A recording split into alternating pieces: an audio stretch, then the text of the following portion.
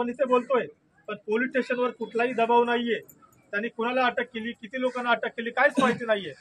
Social मीडियावरती म्हणजे फेसबुकवर कोणी वेगवेगळे मेसेज टाकत आहे की मुख्य आरोपी पकडला. नाही, आम्हाला सर्व आरोपी पाहिजेत. जोपर्यंत सर्व आरोपी मिळत नाही आणि फाशीची शिक्षा होत नाही, आपलं आंदोलन थांबवायचं नाही. त्याच्यामुळे जसं हे परिवार आहे तसं आपला परिवार आहे आणि आपल्या सर्वांना मुंबईमध्ये यावं लागेल. तर आम्ही जे 4 तारखेला मोर्चा काढणार आहोत, तुमचा होकार असेल तर आम्ही काढणार. होकार असेल तर हात वरती करा. या परिवारासोबत आपला उभा राहायचा, तो परिवार आपला आहे आणि होकार दिला तर तुम्हाला तिथे यायचं आहे.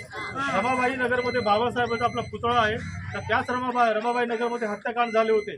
आपल्या लोकांवर गोळ्या चालवल्या होत्या.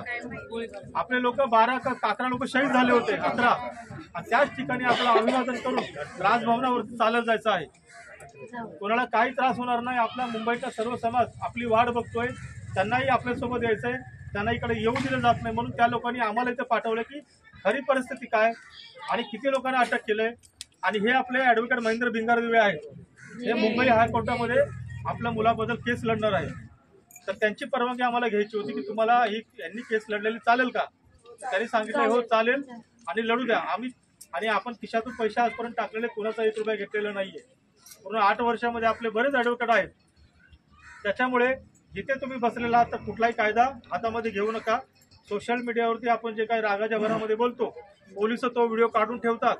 येणाऱ्या काळामध्ये आपल्यावरती 4-5 महिन्यानंतर माहिती पडते की आपल्यावरती ही केस टाकलेली आहे.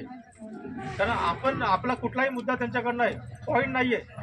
उद्या मग ते आपला ब्लॅकमेल करतील. त्याच्यामुळे असं काही आक्षेपार्ह बोलू नका.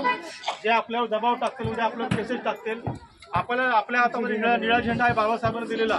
तो झेंडा, संविधान आणि बाबासाहेबांचा फोटो आणि आपल्या मुलाचा फोटो घेऊन आपण राजभवनावरती येणाऱ्या 4 तारखेला जायचं.